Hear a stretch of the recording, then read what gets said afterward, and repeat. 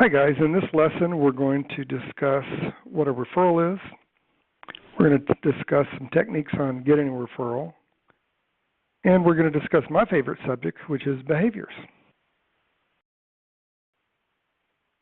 So I think we all look at referrals as obtaining a reference from someone that you know to someone you don't know as being your best source for getting a solid lead. And everyone believes in getting referrals. I just don't know that a lot of salespeople actually know how to get the referral. So what we're going to talk about is some of the methods that you can use to get a referral. It's kind of like an oxymoron to me, though, because while it's true that you're getting a reference from someone that you know, the other side of that is you really don't know them that well. Now, they may have done business with you. They may have bought your product or service, but you did just meet them an hour or so ago, didn't you? So in some ways, it's getting someone that you don't know to give you the name and phone number of someone you don't know. So we're going to talk about a couple of different ways to get names and then to turn those names into leads. Now, I will tell you that all the prospecting methods you have available for you, a referral is the quickest way to shorten the learning curve, develop a client base, a book of business, to build not only a six-figure income, but that seven-figure business. I mean, the truth is the reason most salespeople want leads, ask for leads, the reason most companies give out leads or co-op leads for salespeople is because salespeople do not have a big enough book of business to get referrals from. The key of learning how to get referrals is to recognize what a referral means to you and what it means from your prospects. The advantage of referrals, some of them are obvious and some of them are not. I mean, referral prospecting is the most effective because it's the least frustrating method. And more often than not, when you get a name and number from someone, they're a little bit more willing to talk with you and have a conversation because of the commonality of the person who gave the name and number. Now, on the other hand, in some ways, they could be a little bit more defensive because not all of us like to have our name and phone number handed out. It is a closing activity. And what I mean by a closing activity is it's something that should occur at the close of every interaction you have with a customer. And that means that you need to practice it. You have to rehearse it, and you have to track your efficiency. You have to track exactly what phrase you use to get a referral, and then you have to track how many referrals you got so you can figure out which method works best for you. The obvious advantage, or maybe it's not so obvious, of getting referrals is that you spend more time selling than prospecting. And that's always a good thing. When you put yourself in a position of earning money, when you put yourself in a position of getting names that can lead to having leads, that's always more efficient than out prospecting for names. So when we say that getting referrals is a closing activity and you want to ask for names at the close of every interaction you have with a customer, keep in mind that timing is important. Asking referrals at the correct logic clock moment when you have the most influence over your client, when your client is the most enthusiastic about the product or service that you've helped them with, that will increase the referrals you get. You want to get referrals at the time that you have the greatest influence over your prospect, and those are 3 times when you have that influence.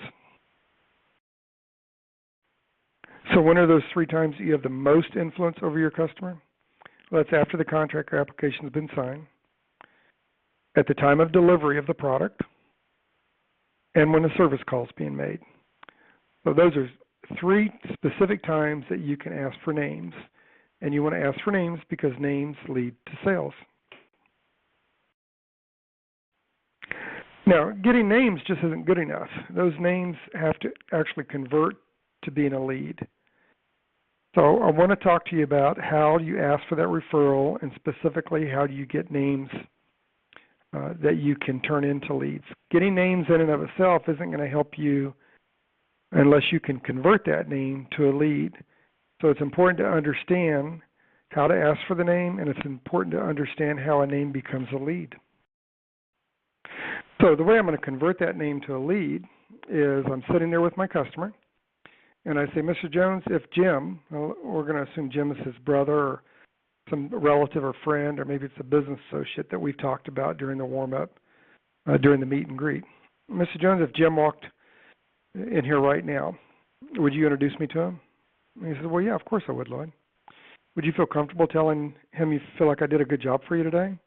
Well, yeah, of course I would. Is there any reason why I couldn't tell him that? Well, no, you can tell him that. Great, let me have his phone number. See how that works? I'm going to use the names of people that he gave me during the meet and greet, during the qualification, during the warm-up process. I'm going to use the names that we talked about in order to get an introduction to them. And those are going to become valuable to me because those leads will be leads that are more valuable than just a referral because he'll actually give me an introduction to the person. Now, when I call that person, here's how I'm going to convert that name into a lead. Bob, I have no way of knowing if I can be of benefit to you, but Mr. Jones feels I was to him. I'd like to get together with you and show you what I would do similar to what I've done for Mr. Jones. How about Thursday at 2 o'clock? You see how I took the name and converted it to a lead by doing the lead in that I don't have any way of knowing if I could be of benefit, but Mr. Jones referred me to him. So I'd like to get together and show him what I did for Mr. Jones. Now, what's great about this is I've already taken away the objection of he doesn't know if he needs my service or not. And I've already set it up for him to be a little bit curious as to what I did for Mr. Jones. That gives you the opportunity to schedule a day and time, so the objection that he could come up with is about the day and time he meets with you, not if he meets with you.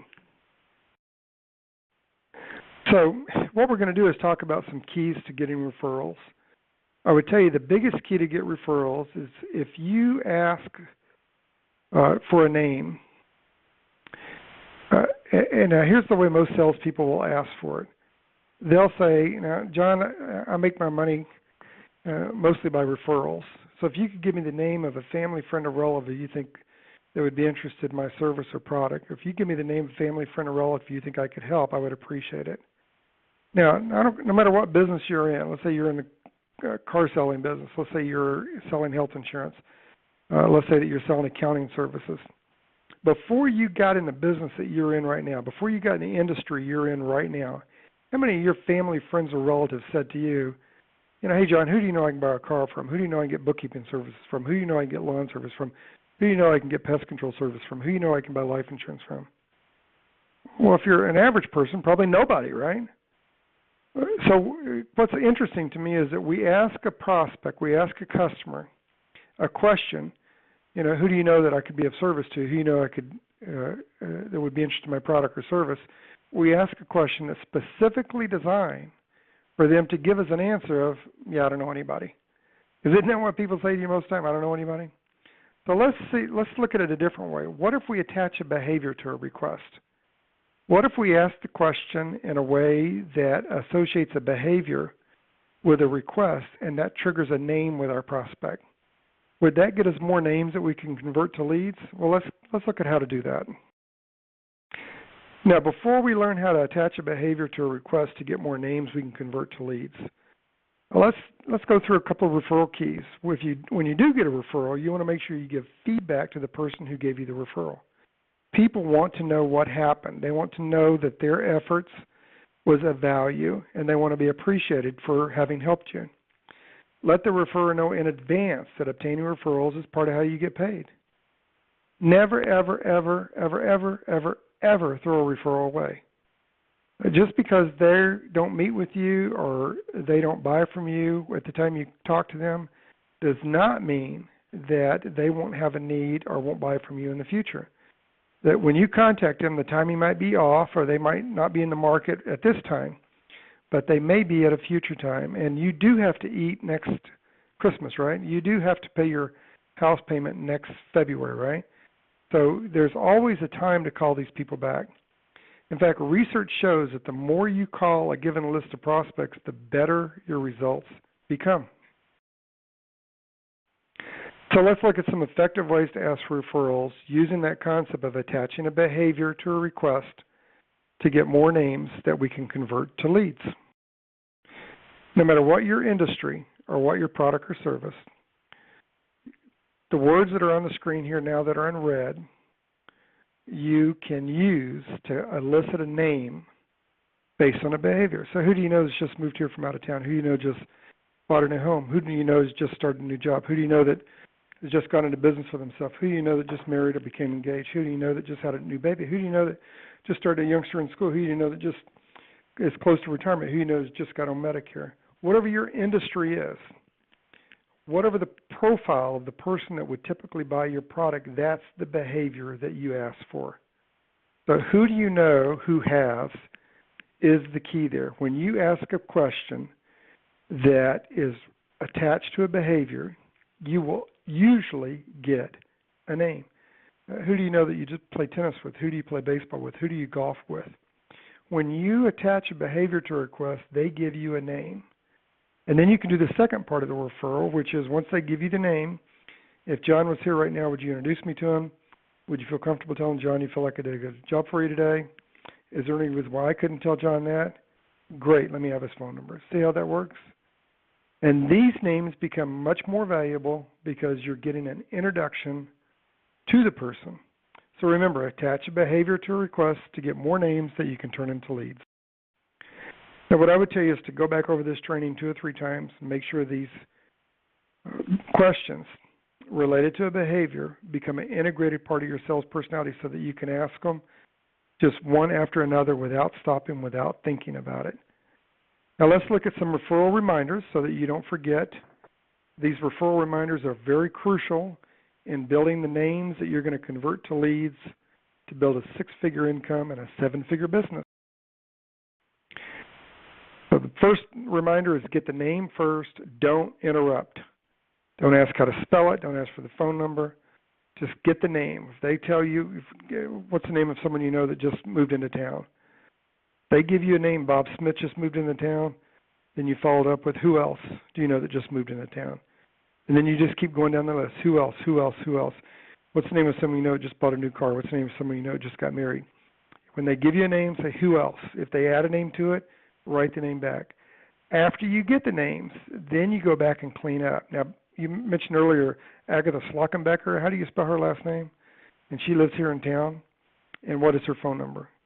The reason you don't want to interrupt them giving you names is they may give you the correct spelling for a name, and they may give you a phone number for that name, and then they might say, yeah, I can't think of anybody else because you interrupted them.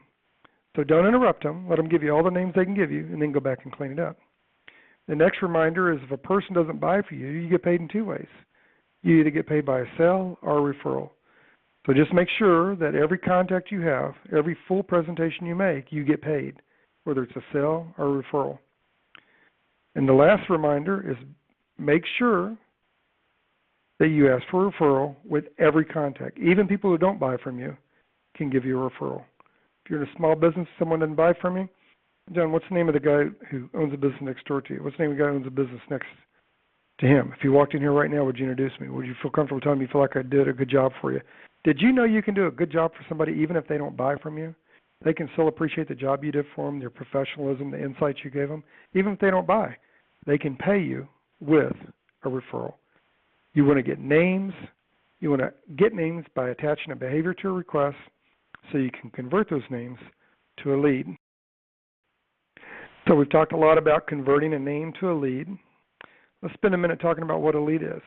A lead is just a contact. A lead is not your business.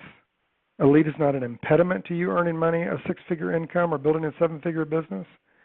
And a lead does not stop you from earning a 6-figure income or building a 7-figure business. A lead is just a contact. It's an activity. It's a reason to get out of the house. It's a reason to get in front of people.